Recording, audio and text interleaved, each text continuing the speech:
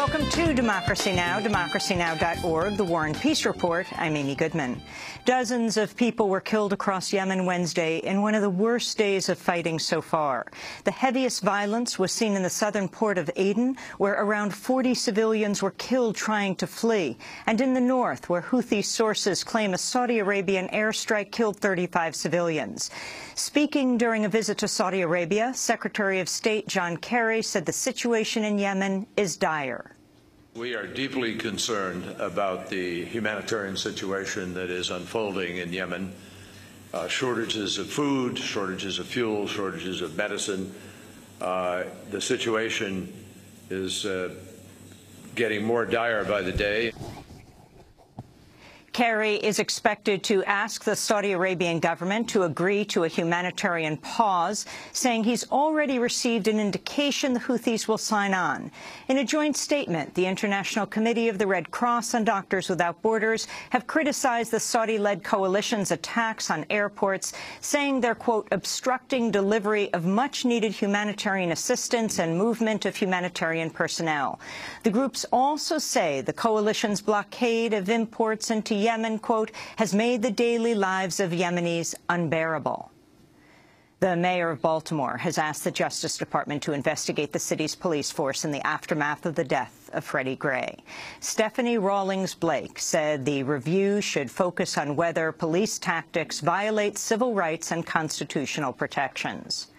I'm asking the Department of Justice to investigate if our police department has engaged in a pattern or practice of stops, searches, or arrests that violate the Fourth Amendment. I am asking that they investigate what systematic changes or systemic changes exist within our, challenges exist within our police department that can contribute to excessive force and discriminatory policing. At the end of this process, I will hold those accountable if change is not made. Justice Department reviews of other police forces nationwide have led to consent decrees that mandate changes. Mayor Rawlings Blake's request came one day after Attorney General Loretta Lynch visited Baltimore. The Chicago City Council has approved a $5.5 million reparations fund for victims of police torture. Under the reign of Chicago Police Commander John Burge from 1972 to 1991, more than 200 people, most of them African-American, were tortured with tactics including electric shocks and suffocation. The reparations proposal includes free city college tuition for victims and relatives, counseling services, a memorial to victims, inclusion of Burge's actions in school curriculum, and a formal apology. A city council member and Mayor Rahm Emanuel hailed the move. Finally,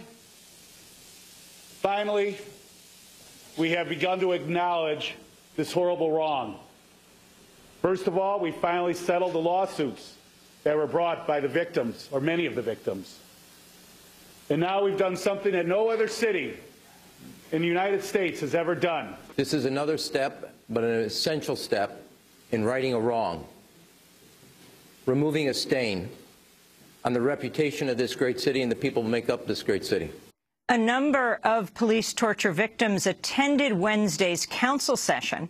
Burge served a short prison sentence for perjury and obstruction of justice before his release last year. A North Dakota town was evacuated Wednesday following the derailment of a train carrying crude oil.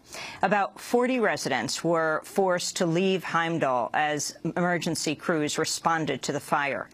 It was at least the sixth accident this year involving so-called bomb trains transporting crude oil through North American communities. It comes just days after federal regulators released long-awaited new standards for the trains, which environmentalists have criticized as insufficient. French lawmakers have advanced a measure that would greatly increase government surveillance while minimizing judicial oversight. The legislation would let intelligence agencies tap phones and computers, install bugs in cars and homes, and monitor anyone associated with surveillance targets. The government agents would also be allowed to sift through bulk data similar to the NSA in the United States.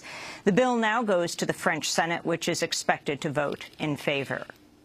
The German co-pilot, accused of deliberately crashing a passenger plane into the French Alps, reportedly practiced his suicide mission during a previous flight that same day. French authorities say Andreas Lubitz set the plane's altitude to 100 feet while the plane's captain had briefly left the cockpit. During the flight's return leg, it's believed Lubitz then locked the co-pilot out of the cockpit before crashing the plane intentionally, killing himself and all 149 others on board. Israeli Prime Minister Benjamin Netanyahu has reached a deal to form a new coalition government just before a deadline was set to expire. The agreement leaves him in control of 61 parliament seats, a bare majority of just one vote. A new report says the number of internally displaced people worldwide has increased for the third straight year. The Geneva-based Internal Displacement Monitoring Center found a 14% increase in those forced to flee their homes inside their own countries. Jan Egeland of the Norwegian Refugee Council unveiled the findings. 2014, we have documented, was the worst year, certainly in my 35 years as a humanitarian worker. 38 million people are now the accumulated total of people internally displaced within their country's border. Syria accounted for the most displaced, 7.6 million internally, and another 4 million refugees outside the country. In Canada, the left-leaning New Democratic Party has won a historic victory in the traditionally conservative province of Alberta. Voters elected the NDP to a majority government of 53 seats, up from just 4 seats. The win ousts the Conservative Party of Canadian Prime Minister Stephen Harper after more than 4 decades in power. Alberta has long been known as Canada's most right-wing province. The incoming Premier, Rachel Notley, celebrated her victory. We might have made a little bit of history tonight.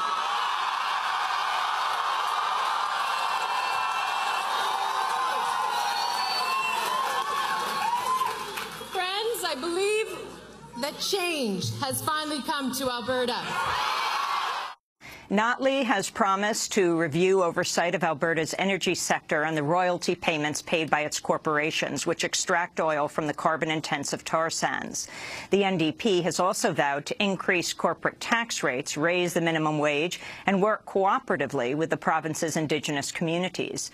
On a national level, the Alberta NDP is also expected to pressure the Canadian government to change its environmental policy and will drop the province's lobbying effort for the Keystone XL pipeline.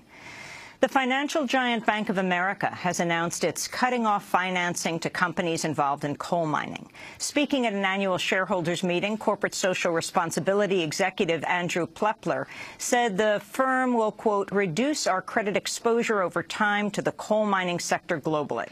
The move comes under a new policy that says, quote, as one of the world's largest financial institutions, the bank has a responsibility to help mitigate climate change by leveraging our scale and resources to accelerate the transition from a high-carbon to a low-carbon society, unquote.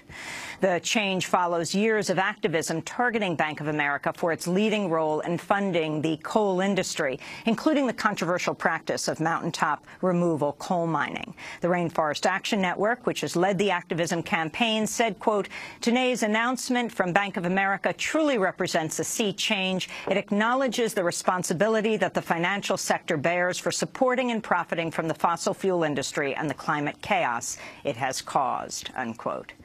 An investigation by The Intercept has revealed new details about the case of a U.S. Army Green Beret who confessed during a job interview at the CIA to murdering an unarmed Afghan man and burying him. An Army memo details how, in 2011, U.S. Army Major Matthew Goldstein admitted he, quote, captured and shot and buried a suspected IED bomb maker, then, quote, went back out with 2 others to cremate the body and dispose of the remains.